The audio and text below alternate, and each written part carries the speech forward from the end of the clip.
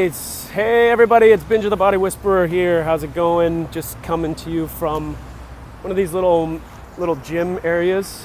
You can see that they have like little pull-up bar. There's a dip bar over here. There's like a jungle gym. There's a place to do sit-ups, different things like leg lifts. They're great little areas. I love them. I like coming to those places, and everything that they have on there, if you just utilize those in the right way, 12 minutes a day, you would be surprised at how much will change over time. It's the consistency over time, finding what works for you over time. And when you dial that stuff in, you would be surprised at how much easier it is. You'd have more leeway within your diet as far as how much.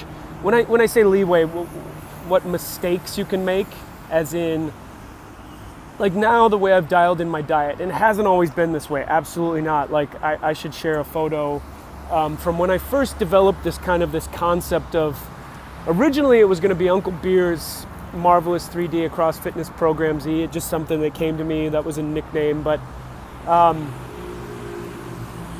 then it came, I had another nickname, Binge of the Body Whisperer was another nickname, and I just found that to be quite funny.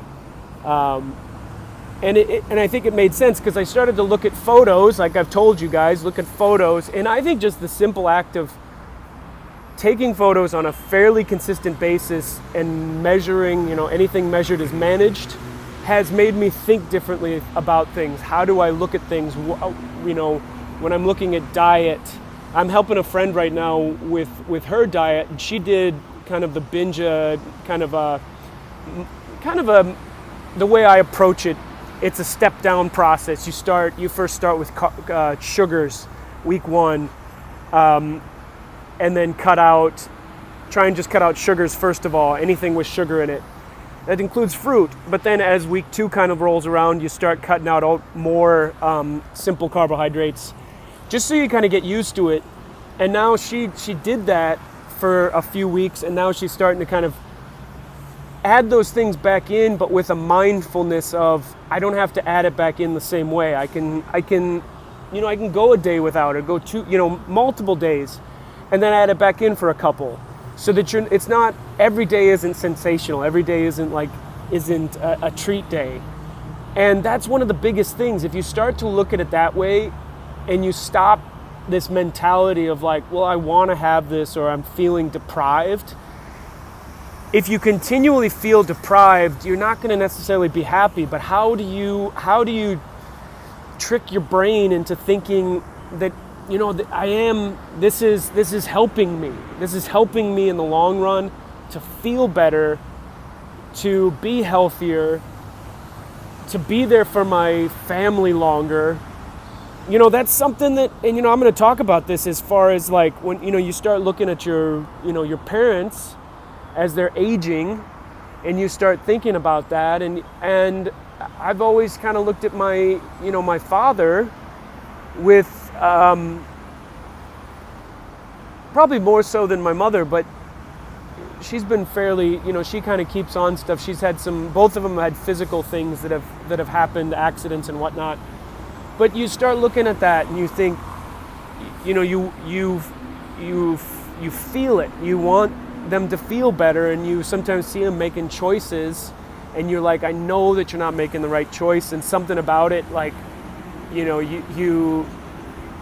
my dad wanted seconds or something, and you could just kind of feel like, it's like, well, Grandpa, Dad, you don't need seconds, but that's a tough thing to see, and then you start to see their physical, and somebody who, in my mind, I always think back to that, what my dad was like in his 40s, even my age, and think of just this very powerful individual, and then to see the decline and the pain, and to witness that, it motivates me.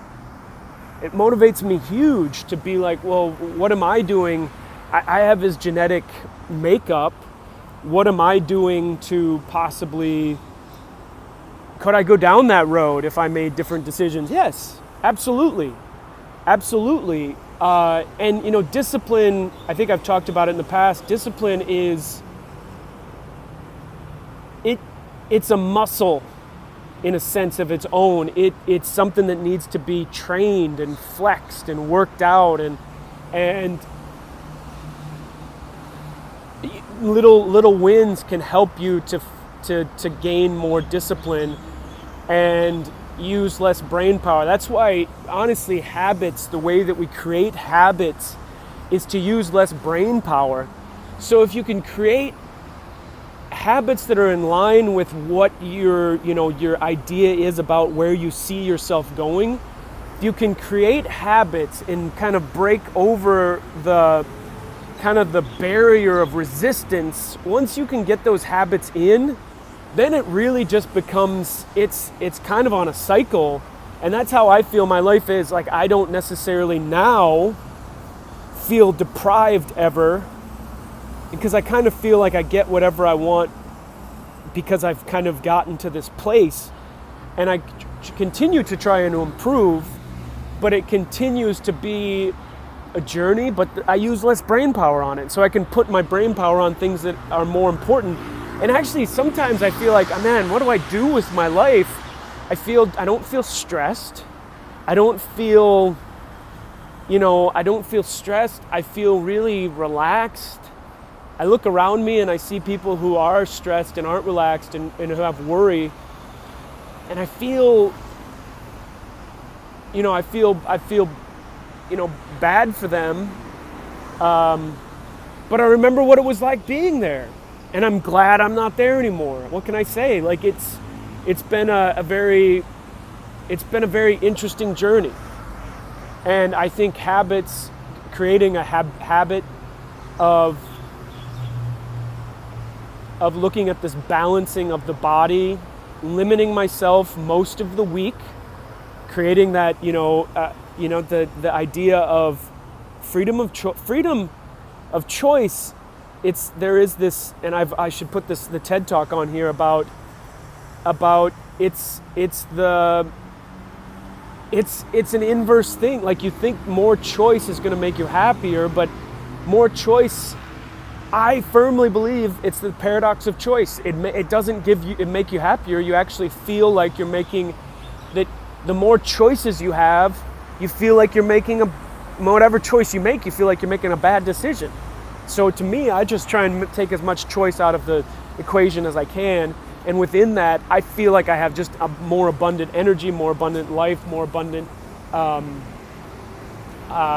less worry, just freed up brain space to really worry about the things that I like and that are important, not just like trivial things in a sense, which we wouldn't have the choice 200, 300 years ago, but now we do. Now you can choose like 500 cereals. I don't know. Pick one. And then, you get a treat for once a week. So, I don't know. That's pretty much it. I hope you guys are doing well. Keep moving, people. If you have any questions, let me know. Go to my We Equal Energy YouTube channel for this. This is where it's going to be on, but I'm going to put this on Facebook. Start subscribing. If you have any questions, I'd love to start answering some questions. So take care. Keep moving, people.